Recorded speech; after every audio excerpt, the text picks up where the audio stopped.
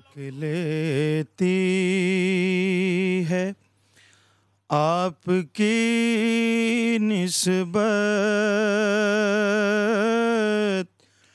تیر جتنے بھی ہم پہ چلتے ہیں، یہ کرم ہے حضور کا ہم پر، آنے والے عذاب ٹلتے ہیں، یہ کرم ہے حضور کا ہم پر، آنے والے عذاب ٹلتے ہیں، وہی سنتے ہیں بولیاں سب کی،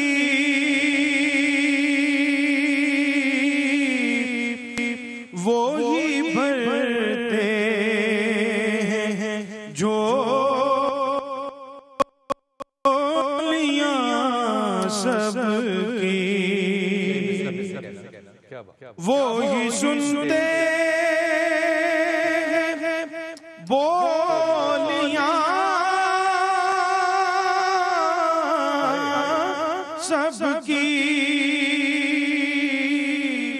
وہی بھرتے جھولیاں سب کی، آؤ بازار مصطفیٰ کو چلیں، کھوٹے سکے وہیں پہ چلتے ہیں، اب کوئی کیا ہمیں گرائے گا، ہر سہارا لے لگائے گا، ہم نے خود کو گرا دیا ہے وہاں، گرنے والے جہاں سنبھلتے ہیں، ہم نے خود کو گرا دیا ہے وہاں،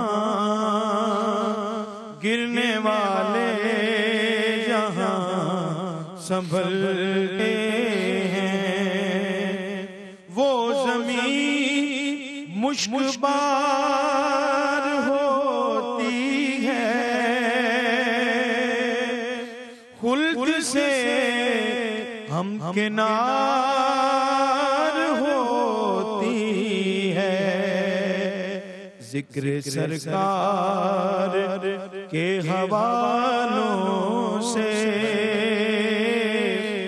جن گھروں میں چراغ جلتے ہیں۔ السلام علیکم ورحمۃ اللہ وبرکاتہ۔ اللہم صلی علی محمد وعلی محمد، رب اشرح لی صدری ویسر لی امری واحلل عقدۃ من لسانی یفقہوا قولی، آمین۔ انسانی رشتے جو ہیں یہ امیدوں پہ چلتے ہیں، اور اگر امیدیں ٹوٹ جائیں، زندگی کے سہارے ختم ہوتے نظر آئیں، زندگی کی آس نہ ہو، انسان کو سمجھ نہیں آتی کہ مقصد کیا ہے۔ طائف کا سفر میرے نبی نے گزارا، طائف اس لیے گئے کہ رضائی ماں سیدہ حلیمہ کا شہر تھا، امید تھی کہ یہاں لوگ جو ہے وہ بات سنیں گے، لوگوں نے بات نہیں سنی، پتھر مارے۔ شیب ابی طالب ہونا نہیں چاہیے تھا، یہ ایک سوشل بائیکاٹ تھا میرے نبی کا، میرے نبی کے خاندان کا۔ سیدہ خدیجہ جو صرف محبت نہیں ہے میرے نبی کی، مسلمانوں کی تاریخ اور میرے نبی کی سیرت ادھوری اگر میری سیدہ خدیجہ نہ ہو۔ آپ کو پالا 6 سال تک ماں نے، 3 یا 4 سال اور دادا نے، اور پھر حضرت ابو طالب نے۔ یہ سارا زمانہ میرے نبی نے جس یتیمی میں گزارا ہے، اس کا اجر دیکھیے اللہ نے کیا دیا۔ اے محمد، اگر تجھے دنیا کے لوگ تکلیف دے رہے ہیں، آسمان والے تیرا انتظار کر رہے ہیں۔ یہ جو پہلا حصہ معراج کا ہم اسرا کہتے ہیں اور دوسرا معراج کہتے ہیں، یہ پہلا، مولانا حضرت مودودی نے بڑی خوبصورت تفسیر اس پہ لکھی، بڑی خوبصورت بات کی۔ کہا پہلا آپ کا پڑاؤ جو ہے وہ مکہ سے مدینہ ہوا، آپ نے یہاں نماز ادا کی، پھر جبرائیل علیہ السلام آپ کو کوہ طور لے کر گئے، وہاں آپ بیٹھے، پھر حضرت عیسیٰ علیہ السلام بیت الحم جو ہے وہاں پہ آپ گئے، اس کے بعد آپ بیت المقدس میں گئے، اور وہ جگہ جہاں پہ آپ نے نماز پڑھائی جاتے ہوئے بھی اور آنے کے بعد بھی، اس کے ساتھ آپ ہمیشہ تصویروں میں دیکھتے ہیں، یہ صرف تعلیم کے لیے بتا رہا ہوں، ایک گولڈن رنگ کا، ایک سنہرے رنگ کا ڈوم ہے۔ یہ مسجد اقصیٰ نہیں ہے، مسجد اقصیٰ اس سے کچھ دور ہے، کچھ فاصلے پر ہے، بالکل قریب ہے لیکن کچھ فاصلے پر ہے۔ یہ وہ جگہ ہے جہاں پہ کہ رسول پاک صلی اللہ علیہ وسلم بیٹھے، اپنی سواری کو باندھا، جبرائیل علیہ السلام آپ کے پاس آئے اور آپ کا سفر یہاں سے ابتدا ہوا۔ وہ تمام چیزیں، اور اگر آپ، یہ جگہ ہے، یہ غار ہے اس وقت، اور یہ جو مسجد ہے جس کو ڈوم آف راک کہتے ہیں، یہ ترکیوں نے اپنی حکومت کے وقت میں بنائی، اس غار کو محفوظ کرنے کے لیے۔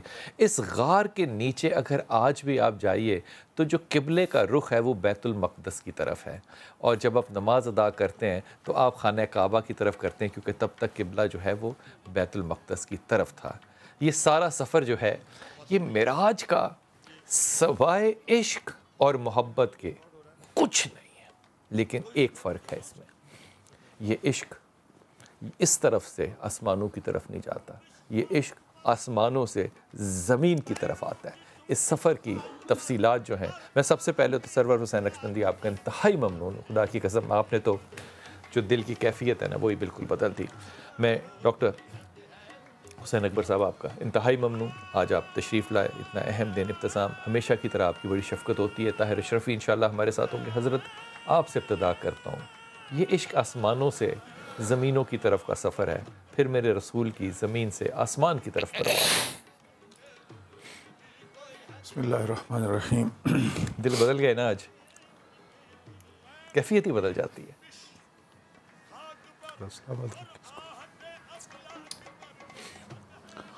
سبحان الذی اسری بعبدہ لیلا من المسجد الحرام الی المسجد الاقصی۔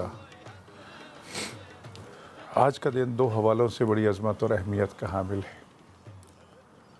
ایک تو آج کا دن مبعث رسول صلی اللہ علیہ وسلم، جس دن آپ نے اعلان نبوت فرمایا اور غار حرا میں نزول قرآن کا سلسلہ شروع ہوا، اور سب سے پہلی وحی اقرا کی صورت میں نازل ہوئی۔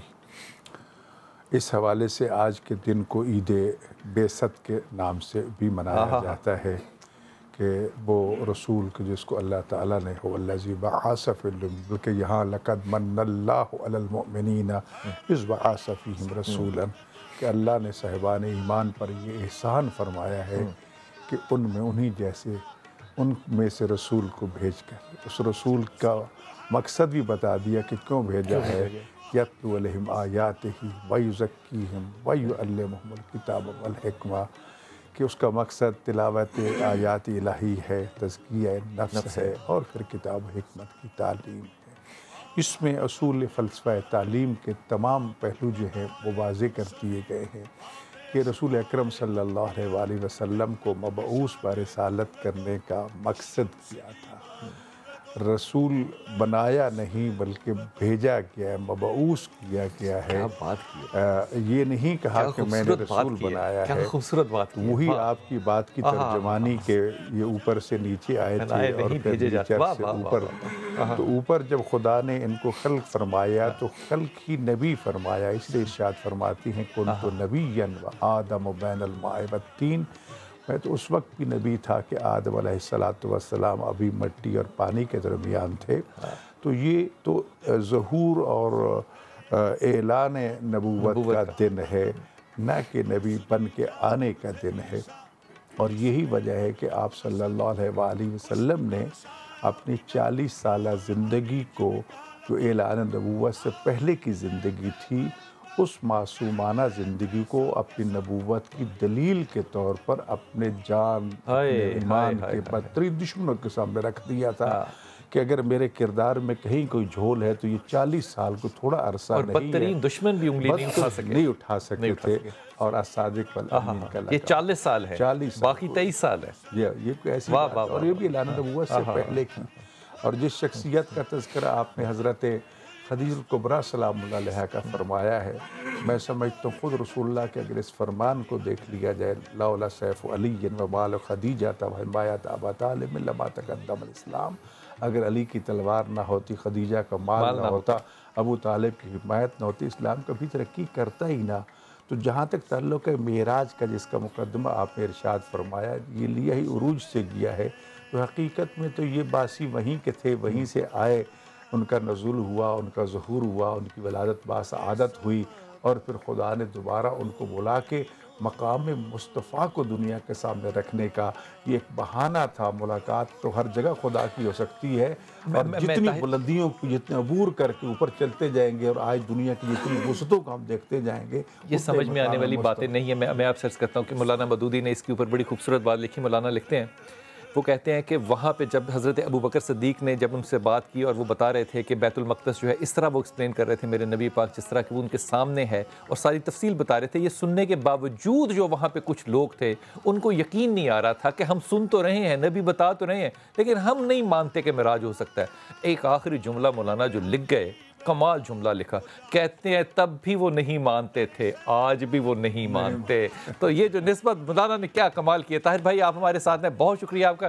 حضور کمال عشق ہے میرے رسول کا صلی اللہ علیہ وسلم کا. اس کا اظہار لفظوں کی بجائے آنسوؤں میں کرنا کس قدر آسان ہے. بسم اللہ الرحمن الرحیم، نحمدہ ونصلی ونسلم علی رسولہ الکریم. بات یہ ہے بلال بھائی کہ جن کے دل میں رسول اللہ صلی اللہ علیہ وسلم کی محبت ہوتی ہے نا، وہ تو نام آتا ہے تو ان کی آنکھوں میں پانی آ جاتا ہے. اور یہ ایک آنسو ہوتا ہے جو تکلیف سے آتا ہے، ایک آنسو ہوتا ہے جو خوشی سے آتا ہے، اور ایک آنسو ہوتا ہے جو محبت اور عظمت سے آتا ہے. اور وہ جو محبت اور عظمت والا آنسو ہوتا ہے نا، وہ خوشی اور یہ چیزیں بڑی چھوٹی رہ جاتی ہے. تو آقا علیہ السلام سے محبت، عقیدت، احترام، یہ لفظ ہی ختم ہے. یہ لفظ کوئی معنی نہیں رکھتے.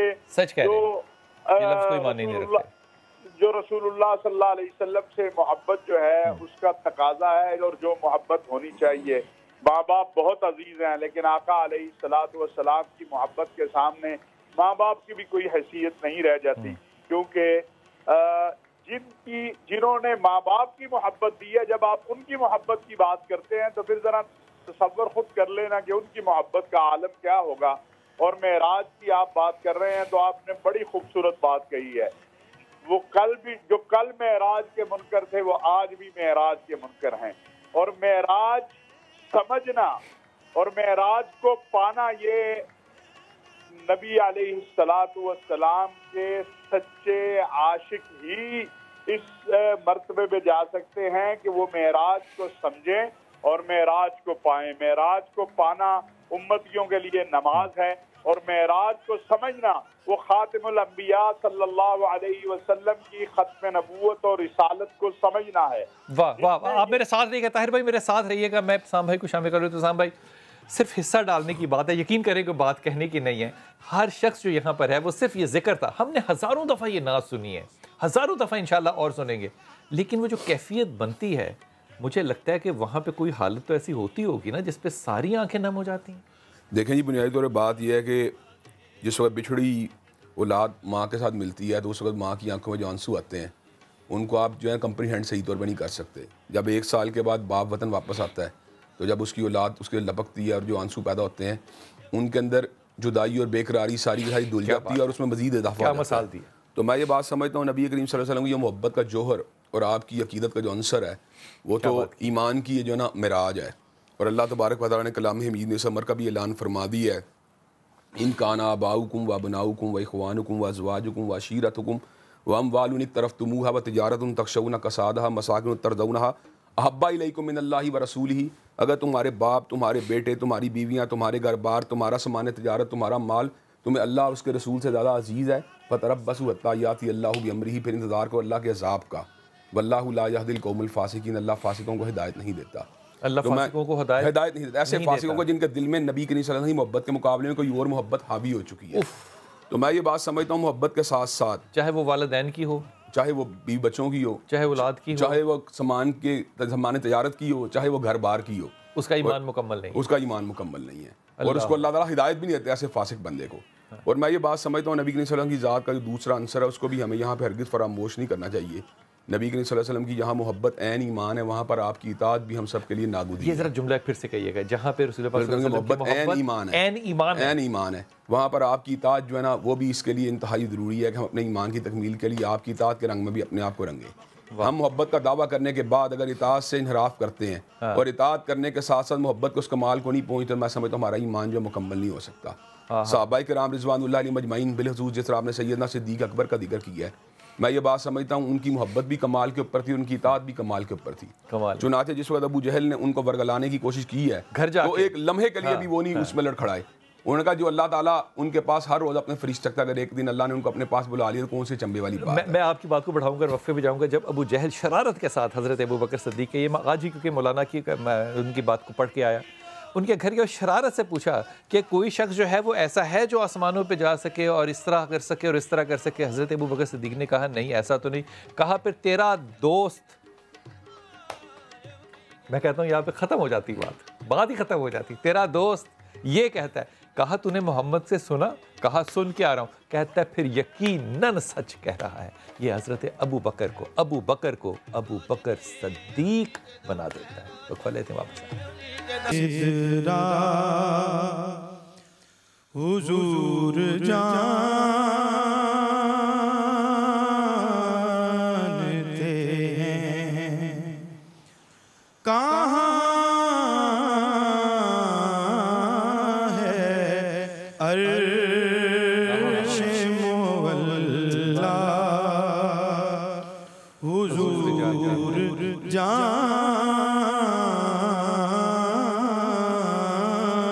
جانتے ہیں بروز حشر شفاعت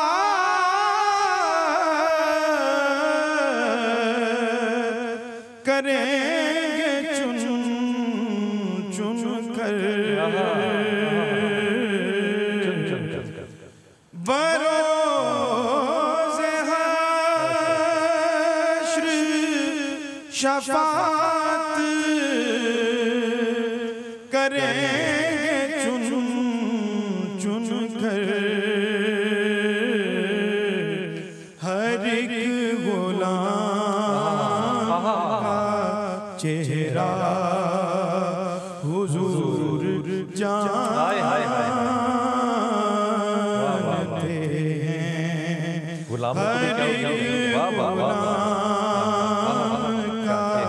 چہرہ حضور جانتے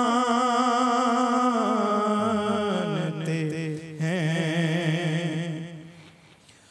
پہنچ کے سدرا پہ روح الامین یہ کہنے لگے یہاں سے آگے کا رستہ حضور جانتے ہیں. یہاں سے آگے کا رستہ حضور جانتے ہیں.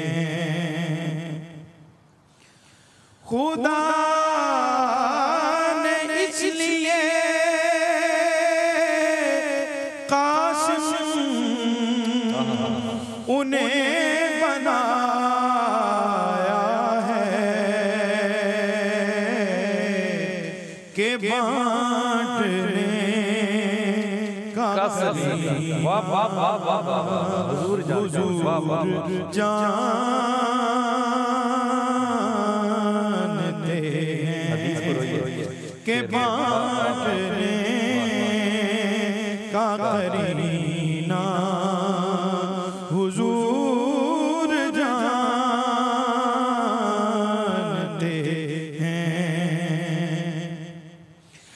सिखाई बात ये सरवर हमें सहाबा ने के जानता है खुदा या हुजूर जानते हैं सुभान अल्लाह वाह वाह वाह वाह वाह जानता है वाह वाह वाह हर एक गुलाम का चेहरा हुजूर जानते हैं। सुभान अल्लाह सलामत रहिए। अल्लामा साहब फरमा रहे थे कि जनाब ये जो इश्क रसूल है ये हमारे ईमान का हिस्सा है। हज़रत मैंने ईमानदारी से, ये मैं आपको दिल की अथर गहराइयों और पूरी ईमानदारी से कह रहा हूँ कि ज़िंदगी में बड़े बड़े ऐसे आशिक रसूल देखे हैं कि जो कि सफ़र की तकलीफ़ नहीं ले सकते। जब जाना पड़ता है तो सफ़र की तकलीफ़ में उनकी आवाज़ें जो हैं वो निकल आती हैं और वहाँ पे उनकी मुलाकातें जो हैं, ये मैं कानों को हाथ लगा के कह रहा हूँ, अल्लाह ताला इस मुश्किल से, इस मुसीबत से हमें कभी दो चार ना करे।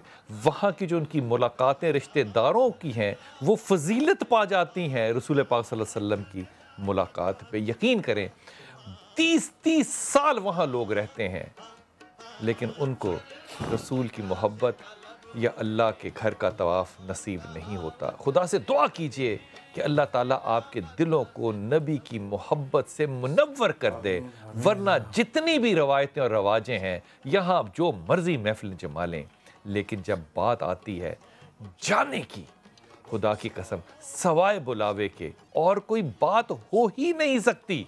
ये जो मामला था ना, मैं एक जुमला कह के ताहिर भाई इंतज़ार करें। ताहिर भाई एक हमारे बहुत ही ज़्यादा अमीर दोस्त, अल्लाह ताला उनको ज़िंदगी दे, सेहत दे और दोबारा माल से रूशनास करे, वो एक दफ़ा उम्रे पे गए तो उन्होंने 5 स्टार कमरे जो हैं वो प्रेसिडेंशियल स्वीट लिए हुए, तो उन बड़ी मुबारकबाद दी उनकी मिसेस को जाके मैंने भी। तो उनकी मिसेस का एक जुमला था, वो अरूज पे थे उस वक्त अपनी इमारत के, कहती हैं कि देखिए ना यहाँ पे लोग आते हैं, हमेशा कहते थे कि बुलावा हो तो खुद भी तो कुछ करना पड़ता है ना। मुझे बात बड़ी दुखी, क्योंकि मैं खुद कुछ नहीं कर सकता था, मैं खुद कुछ करने जोगा था ही नहीं, ना पैसे थे, ना ज़राए थे, ना वसाइल थे। और फिर उसके चंद हफ्तों के बाद मैं खाना काबा में बैठा सोच रहा था कि वो औरत कितनी गलत थी, और खुदा की कसम अल्लाह ताला ने उनके ऊपर जो अब वक्त काटा है, अल्लाह ताला उससे बचाए। तकब्बुर इंसान को मार देता है, दुनिया का माल इंसान को मार देता है। ये सब कुछ यही रह जाना, जिस वक्त आपने मरना है आपका नाम नहीं होगा बिलाल कुतब। हय्या अल सलाह हय्या अल फलाह की आवाज़ में कौन जाता है मस्जिद में? हाय हाय हाय, कौन जाता है जिसका मुकद्दर होता है। ताहिर भाई अस्सलाम वालेकुम। हज़रत आप जो जुमला फरमा रहे थे ये बड़ा कमाल आपने गुफ्तगू की। मुझे फरमाइए कि ये जो मोहब्बत रसूल पाक सल्लल्लाहु अलैहि वसल्लम है, हम कहते हैं कलमा पढ़ना, ला इलाहा इल्लल्लाह मुहम्मद रसूलुल्लाह पढ़ लिया तो हम ईमान में दाखिल हो गए। अल्लामा साहब कह रहे हैं कि जो मोहब्बत नबी पाक है ये ईमान का हिस्सा है। ये ईमान क्यों मुकम्मल नहीं होता इश्क़ रसूल के बगैर? गुजारिश ये है कि कायनात आलम जिसके लिए बनी है और जो अल्लाह के महबूब हैं, जो हमारा खालिक व मालिक है, तो हमारे तो इस दुनिया में आने का जो मकसद है वही मोहब्बत रसूल है। और अगर ये जुमला जरा जब फिर से ताहिर भाई कह देना। कायनात आलम का बनाया जाना और हमारा इस कायनात में आना, ये मोहब्बत रसूल की वजह से है। और कुछ नहीं है। वाह। कोई मोहब्बत रसूल में गिरफ्तार नहीं होना चाहता तो वो तो उसको इस कायनात के अंदर आने की जरूरत भी नहीं है। यहाँ तो खड़ा हुआ दरख्त भी अल्लाह के नबी से मोहब्बत करता है। यहाँ तो ऊंट को और हिरनी के बच्चे को भी पता है कि मेरे ऊपर रहमत करने वाला कौन है। वो भी ऊंट भी अपने आंसू बहा के और हिरनी अपना मुद्दा बयान करके बता रही है کہ میرے مسائل اور میری جو عقیدت اور مجھے جو اس کائنات میں انصاف دلا سکتا ہے وہ کون ہے؟ تو گزارش یہ ہے کہ ہمارے آقا و مولا سیدنا محمد صلی اللہ علیہ وسلم کی محبت کے بغیر نہ کائنات کا وجود ہے، نہ کائنات کا وجود باقی رہ سکتا ہے۔ ہاں، محبت کے درجے ہیں، کچھ کمزور ہیں، ہمارے جیسے کچھ درجے میں کمال درجے کو پہنچے ہوئے ہوتے ہیں، لیکن بغیر محبت رسول کے تو یہ اس کائنات کا وجود ہی نہیں ہے۔ سبحان اللہ۔ اور زندگی فضول ہے تو بعد از خدا بزرگ تو ہی قصہ مختصر، اس لیے ادھر ادھر جانے کی ضرورت نہیں۔ اور اللہ نے تو اور بھی ایک شرط عائد کر دی ہے جی، اللہ نے کہا میرے سے محبت کی ضرورت نہیں ہے تمہیں، اور میرا یہ جملہ نہیں ہے، یہ اللہ کا جملہ ہے، قل ان کنتم تحبون اللہ، اے میرے پیارے پیغمبر ان کو کہہ دو یہ میرے سے محبت کرنا چاہتے ہیں تو ان کو بتاؤ میرے سے محبت نہ کریں۔ یا اللہ تو خالق، تو مالک، تو رازق، تو اولاد دینے والا، تو ہمارے مسئلے حل کرنے والا، تو ہماری حاجتیں پوری کرنے والا، تیرے سے محبت نہ کریں تو کیا کریں؟ کہا قل ان کنتم تحبون اللہ فاتبعونی، میرے پیارے محبوب کی اتباع شروع کر دو، میں تم سے محبت کرنے لگ جاؤں گا۔ کیا بات ہے، کیا بات۔ میں جا رہا تھا اپنے خالق و مالک سے محبت کرنے، اس نے کہا دروازہ بند ہے میرا، کوئی مجھے تیری محبت کی ضرورت نہیں، اگر میرے نبی کی اور میرے محبوب کی تو اتباع نہیں کرتا تیری محبت بھی فضول ہے میرے ساتھ، تیرا عشق بھی فضول ہے میرے ساتھ، میں مانتا ہی نہیں، یہ جھوٹا ہے سارا کچھ۔ بڑی خوبصورت، بڑی اچھی آپ نے مجھے لیڈ دی۔ ڈاکٹر صاحب یہ فرمائیے، یہ جو جملہ استعمال کیا نا اتباع رسول صلی اللہ علیہ وسلم، یہ اتباع ہے کیا؟ قرآن کریم نے دو لفظ استعمال فرمائے ہیں، اطاعت اور اتباع۔ اطاعت اور اتباع، اطاعت جو ہے اس کا تعلق وہ قوانین، وہ ضوابط، جو سسٹم، جو نظام حکومت کے ساتھ تعلق رکھتے ہیں، جو رسول پاک صلی اللہ علیہ وسلم نے فرمایا عبادت ایسے کرنی ہے، نماز ایسے پڑھنی ہے، سارے حقوق العباد ہیں، ایسا ہوگا، کاروبار ایسا ہوگا۔ اور جو اتباع کا تعلق ہے یہ تو ایک عشق کا وہ مرحلہ ہے کہ جیسے جیسے محبوب کو دیکھتے جاؤ، کوئی سوچ نہیں ہے اس میں، سوچنے والی بات نہیں ہے۔ تو اتباع جو ہے وہ انسان کو خدا تک پہنچاتی ہے، اور خدا نے اپنی محبت کو مشروط کر دیا۔ یہ کہہ سکتے ہیں کہ یہ اس سے بڑا درجہ ہے، اگلا درجہ ہے؟ یقیناً اطاعت سے تو بہت آگے والا درجہ ہے۔ دیکھو جی، اطاعت میں لوگ نافرمانی بھی کر لیتے ہیں، جرائم بھی کر لیتے ہیں، لیکن اتباع میں تو کوئی ایسی چیز نہیں ہے، اور اتباع تو بالکل خالص اور بے لوث اور بغیر کسی لالچ کی ہوتی ہے۔ واپس آ کے وقفے سے اتباع پہ بات کروں گا، دو لوگوں کی مثال دوں گا، ایک انسان اور ایک درخت۔ اگر وہ اتباع کرتے ہیں تو ہمارا حصہ کیا ہوگا اتباع میں؟ وقفے میں پتھر کو لیجئے، اتباع کیا بات ہے۔ وقفہ لیتے ہیں، واپس آتے ہیں۔ بسم اللہ الرحمن الرحیم۔ دو چیزیں جو ہے نا، مجھے لگتا ہے کہ یہ عشق رسول صلی اللہ علیہ وسلم جو ہے نا، اس کی نشانیاں ہمارے قلبوں میں آتی ہیں۔ حضرت آپ سے اتباع کی میں بات کر رہا تھا، بہت سے دوستوں سے میں نے سیکھا ہے اور سنا ہے کہ کبوتر چوک میں جا کے نہ کھڑے ہو جانا ہے، جب تک کہ دل میں آواز نہ پڑے کہ آ جاؤ تب تک نہیں جانا، اور یقین کریں میں نے یہ تجربے سے دیکھا حافظ صاحب، آواز آتی ہے۔ دوسرا، کمال شرف حاصل ہے ہم لوگوں کو کہ جہاں سے گنبد خضرا نظر آ رہا ہے، جو کھلا اوپن ٹو اسکائی جگہ ہے، اس کو لوگ کہتے ہی لاہور چوک ہے، کیونکہ آپ نے اگر کسی لاہوری کو، پاکستانی کو ملنا ہے تو اس چوک میں گنبد خضرا کے سامنے کھڑا آپ کو خاموشی سے نعت پڑھتا ہوا ضرور مل جائے گا۔ حضور، ہم جس چیز کو کہتے ہیں اتباع، مجھے اس پہ دو بات، ایک تو صحابی جو کہ مسجد میں داخل ہو رہے پھر وہیں بیٹھ جاؤ، کیا خوبصورت اتباع ہے۔ رسول پاک صلی اللہ علیہ وسلم کو صحابی نے دیکھا کہ وہ سو رہے ہیں، جہاد کے راستے میں تھے، درخت آیا اپنی جگہ چھوڑ کے پاس آیا، تھوڑی دیر کھڑا رہا اور واپس چلا گیا۔ نبی سوئے ہوئے تھے، جب نبی اٹھے تو پوچھا کہ یا رسول اللہ یہ کیا تھا؟ کہا سلام پیش کرنے آیا تھا۔ نبی سویا بھی ہو تو اس کو پتا ہے کہ کون سلام پیش کر رہا ہے۔ یہ اتباع جو ہے حضور، میں نے کیسے سمجھنی ہے؟ کیا کس چیز کو اتباع کہوں؟ دیکھیں جی، بات اطاعت اور اتباع دو باتیں جس طرح مولانا نے فرمائی ہیں۔ اطاعت کا مطلب آپ کے حکم کو تسلیم کرنا اور اس کے اوپر عمل کرنے کی کوشش کرنا۔ اتباع ہوتا ہے کہ آپ کو کاپی کرنے کی کوشش کرنا۔ لقد کان لکم فی رسول اللہ اسوۃ حسنہ، تحقیق تمہارے لیے رسول کریم صلی اللہ علیہ وسلم کی زندگی بہترین نمونہ ہے۔ اب آپ یہ بات ہے 1400 برس گزر جانے کے باوجود بھی اگر کوئی بندہ داڑھی رکھتا ہے، اگر کوئی بندہ مسواک کرتا ہے، اگر کوئی بندہ دائیں کروٹ کے اوپر سوتا ہے، اگر کوئی بندہ جو ہے اپنے اہل خانہ کے ساتھ، یہ محبت میں ہے، نہیں یہ اتباع بھی ہے، اتباع بھی ہے، اتباع بھی ہے، یعنی وہ آپ کے رنگ میں اپنے آپ کو رنگنے کی کوشش کرتا ہے، اس لیے کہ اس کو یہ بات کا پتہ چل چکا ہے کہ دنیا کے اندر رول ماڈل اگر کسی کی ذات ہو سکتی ہے تو نبی کریم صلی اللہ علیہ وسلم کی ذات اقدس ہو سکتی ہے. اور ہم یہ بات جو اس بات کو بڑی ایزیلی آبزرو کر سکتے ہیں کہ دارالسلام اور دارالکفر دونوں مقامات کے اوپر مسلمان مرد و زن جو ہیں وہ آپ کی اتباع کے اندر ہر طرح کی قربانیاں دینے کے لیے تیار ہیں. اب آپ یہ بات ہیں حجاب کرنے کی پاداش میں فرانس میں جن عورتوں کو جو ہے پینلٹی بیئر کرنی پڑتی ہے وہ اتباع کی وجہ سے یہ پینلٹی بیئر کر رہی ہیں نا. یا مروت الشربینی کو اگر جرمنی کی عدالت میں خنجر مار کے شہید کر دیا جاتا ہے تو اپنے حجاب سے دستبردار نہیں ہوتی, وہ اتباع کا جذبہ یعنی اس کو اس بات کے اوپر مادہ تیار کرتا ہے کہ میں نے قربانی دے دینی ہے لیکن آپ کے راستے کو اور آپ کے جو ہے نا طریقہ کار کو نہیں چھوڑنا.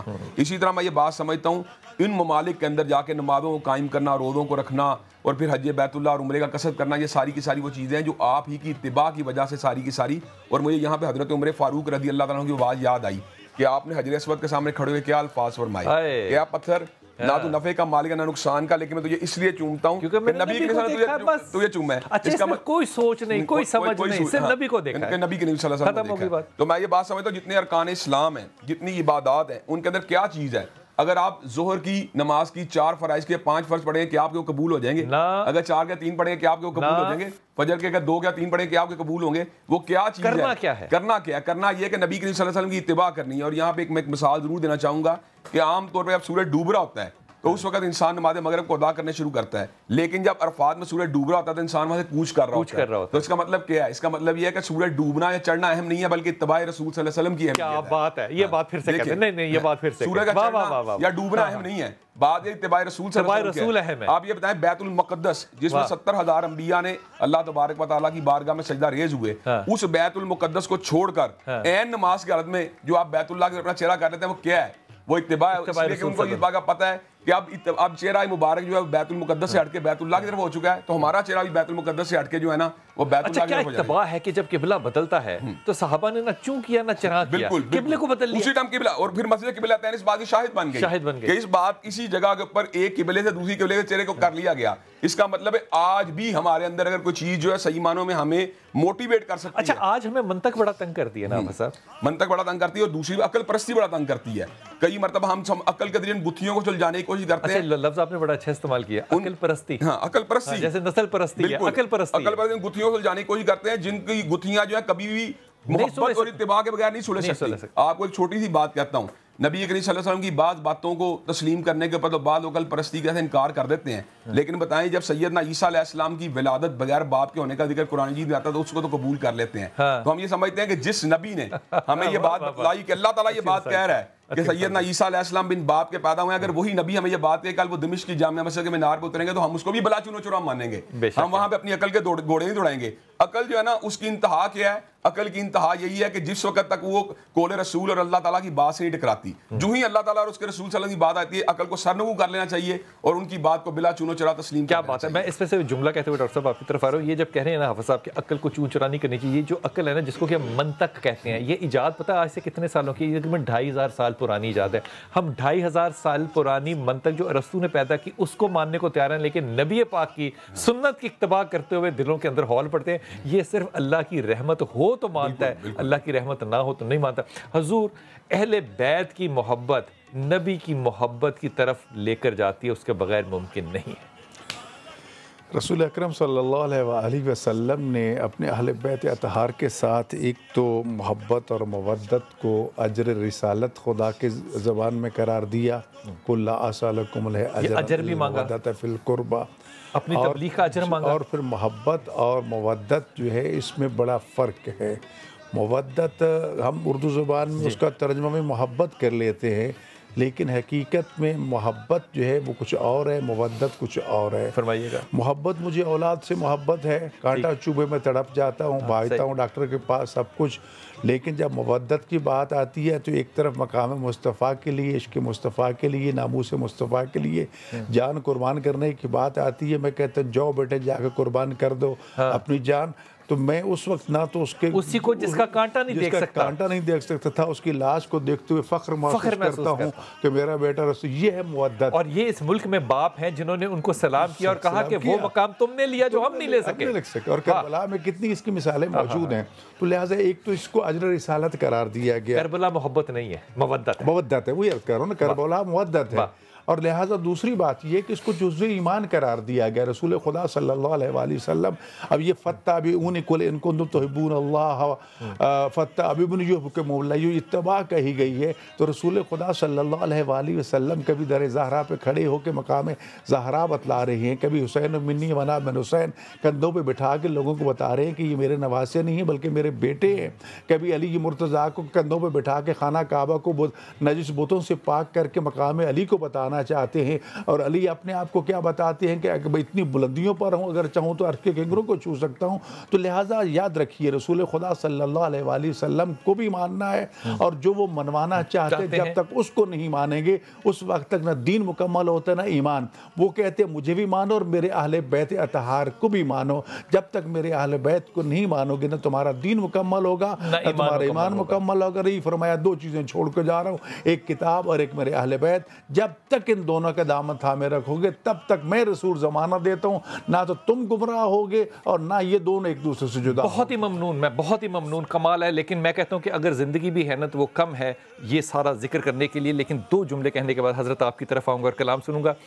حضرت عمر خطاب جو ہیں وہ ایک جگہ جنگ میں جا رہے ہیں تو ایک درخت کے نیچے جو ہیں وہ لیٹ جاتے ہیں، اور ایک خاص طور پہ ایک خاص جو میں لفظ جو استعمال کرنا چاہ رہا ہوں وہ پوسچر ہے. ایک خاص پوسچر بنا کے خاص طور پہ ہاتھ سر کے نیچے رکھ کے لیٹتے. تو صاحب کہتے ہیں کہ عمر خطاب آپ یہ سب قافلہ جا رہا ہے تو مصروفیت بڑی ہے، فوج ساری کھڑی ہے، تو آپ یہاں کیوں لیٹ گئے ہیں؟ کوئی خاص بات ہے؟ کہا نہیں کوئی خاص بات نہیں ہے. جب میں رسول کے ساتھ گزر رہا تھا تو میں نے رسول کو اسی طرح یہاں پہ لیٹے ہوئے دیکھا تھا. اس فیصلے پہ ہم عمر کو عمر خطاب رضی اللہ کہتے ہیں. میرے نبی نے 3 قسمیں کھائیں. کہا اگر معاف کر دو تو میں قسم کھاتا ہوں تمہاری عزت کم نہیں ہوگی. میرے نبی نے کہا کہ اگر تم صدقہ دو تو اللہ تمہارے مال میں اضافہ کرے گا. یہ قسم کھائی. یہ ساری قسمیں عبادات نہیں ہیں، یہ قسمیں کردار سازی ہیں. اگر میرے نبی نے مجھ پہ رحم کیا تو میں عبادات تو کروں گا جو اللہ کے حکم پر ہیں، لیکن وہ جو عشق رسول ہے یقین کیجئے وہ صرف اس وجہ سے آتا ہے. حضرت یہ دنیا ایک سمندر ہے مگر ساحل مدینہ ہے. ہر ایک موجے بلا کی راہ میں حائل مدینہ ہے. زمانہ دھوپ ہے اور چھاؤں ہے بس ایک بستی میں. بس ایک بستی. زمانہ